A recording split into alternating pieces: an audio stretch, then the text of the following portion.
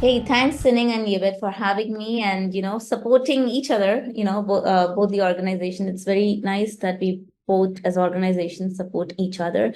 Thank you so much. So I'm Dr. Viveka. I'm the founder and CEO of River Venture Studio, which is world's first and only inclusivity-focused Industry 5.0 accelerator and startup studio.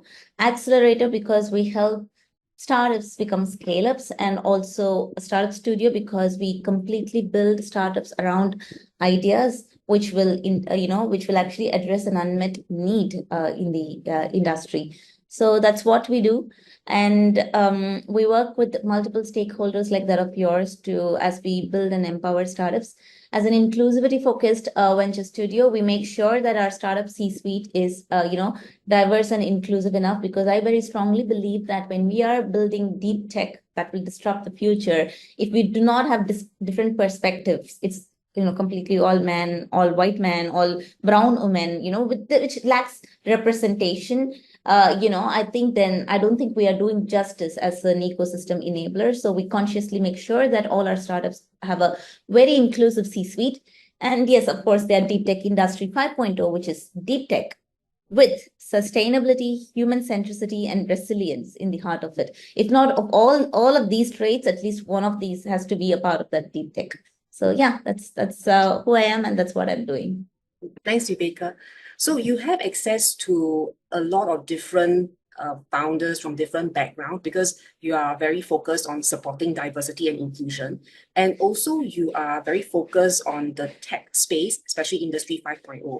So how have the trends that we have discussed just now mirror that of your own startup community?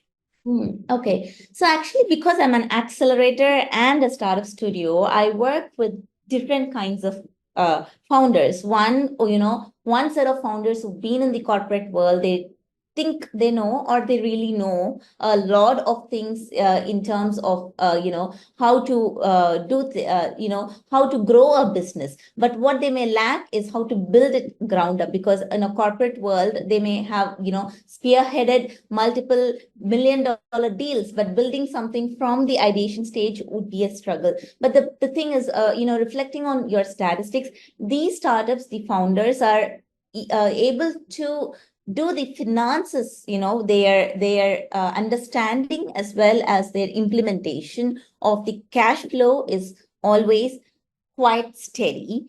But what I feel they may lack is being very conservative, are not so much open for changes. Yes, they are change makers. That's why they could leave their corporate jobs to start a startup, because they saw some unmet need in their field, and then they want to, address themselves. And the ecosystem is also supporting such silver founders these years.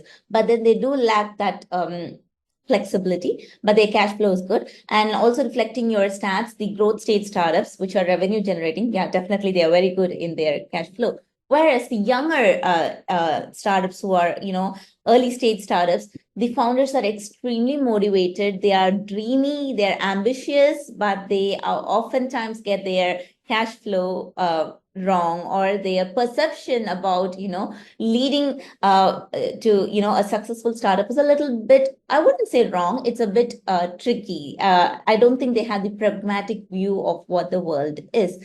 And another thing that I always see in the founders is that M&A is a route of exit which much matured startup founders think about. When you talk about exit strategy, they do talk about M&A, whereas very young founders always dream about becoming a unicorn, becoming the next Facebook, or Amazon. When I ask them what's their exit strategy, they will be like, what do you mean by exit? I'm going to become a unicorn, yeah, so it's two different founders, and they perfectly reflect the data that you shared with me just now. Yeah. Thanks, Viveka. Actually, I thought that was very interesting because the flexibility of the tool enables self-assessment and self-reflection, depending on whichever stage the startup or new business is. So nobody needs to feel burdened about telling them that they are not good in something or good in something. The insights tell them immediately. Yeah. So based on the data that we saw, how would you suggest the use of some of these insights to potentially tailor the support for the different startups and also potentially improve the incubator and accelerator operations? As I told you, I think this is something that's really brilliant because as and when I will just speak to you with regards to River Venture Studio, right? So we are a cohortless and we are not a program-based accelerator. We really work with our startups day in, day out. We onboard new startups, right? Because we follow an open innovation model where our startups are either we build them towards solving an unmet need or they are there, a growth stage startup. We bring them to solve an unmet need, So we work with them on a day in, day out basis because organic revenue generation is what I truly believe in, as much as we help them raise investment.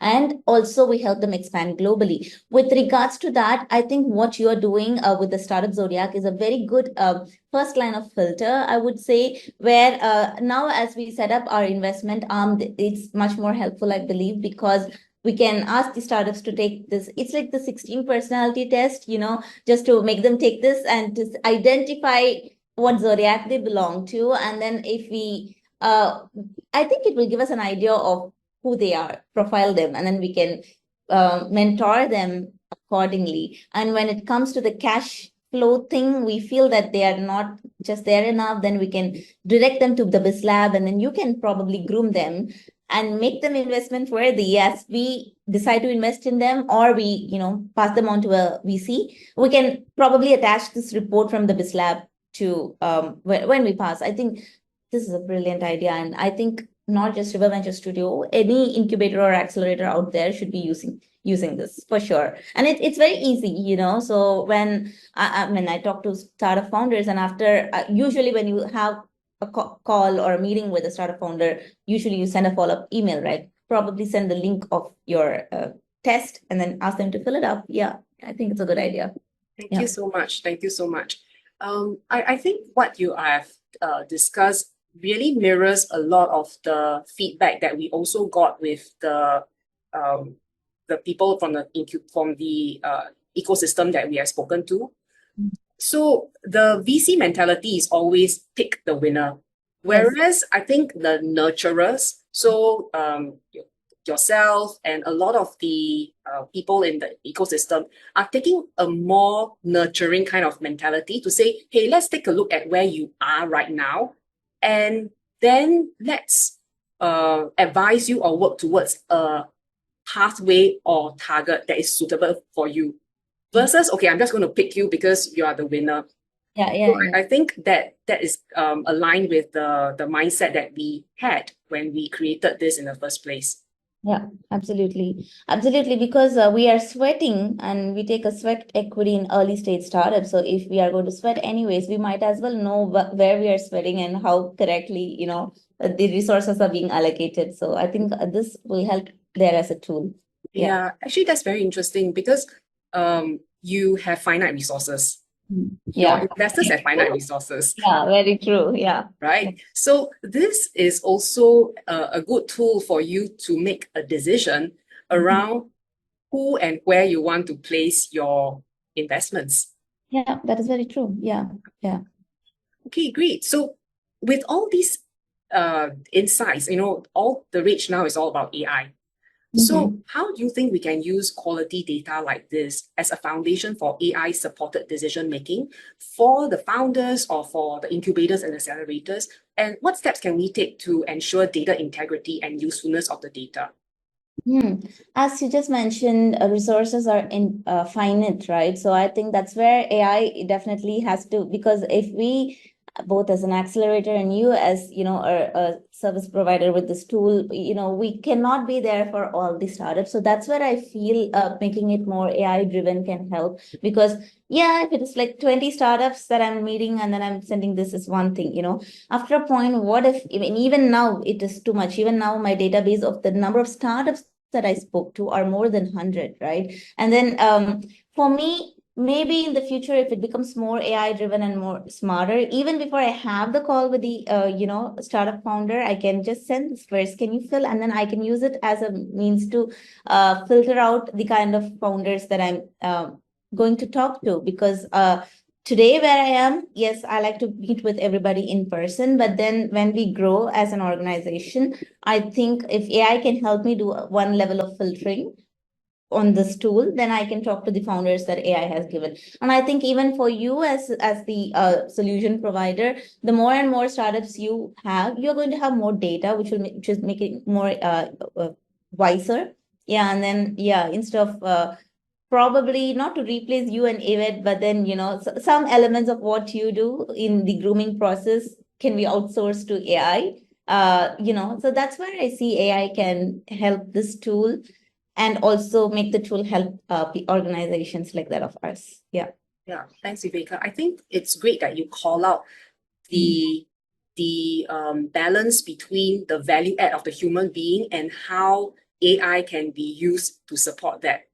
Which is why we use AI supported instead of AI driven decision making. Okay, sure, yes. And I don't want to sound like a boomer auntie sometimes, but me being an industry 5.0, a person who has the vision of industry 5.0, I am very mindful of the usage of AI or any tech should be for good. It's a very fine line. A tech can become, like, just take WhatsApp, you can use it to spread fake news, or you can use it as a means of communicating with your loved ones who are overseas, right? So we really have to be very mindful, and I'm very worried also for the generation to come, including my daughter, where AI can become detrimental if we are consciously not being mindful of the best practices and also the good that AI can bring.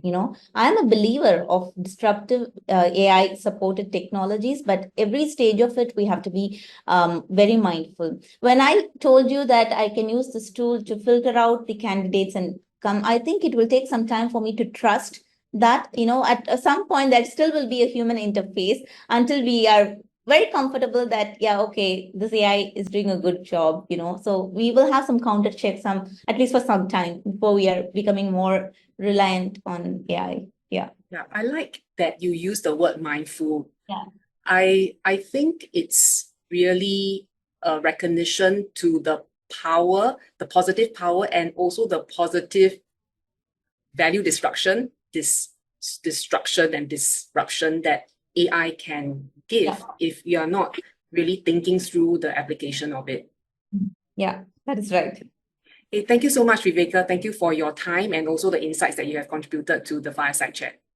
Oh, I really loved it. I think we should definitely start using the tool for our startups. So we will meet in person on Friday and discuss more about it. Yeah. See you on Friday. Yeah. Thank Thanks. you. Call too. Bye.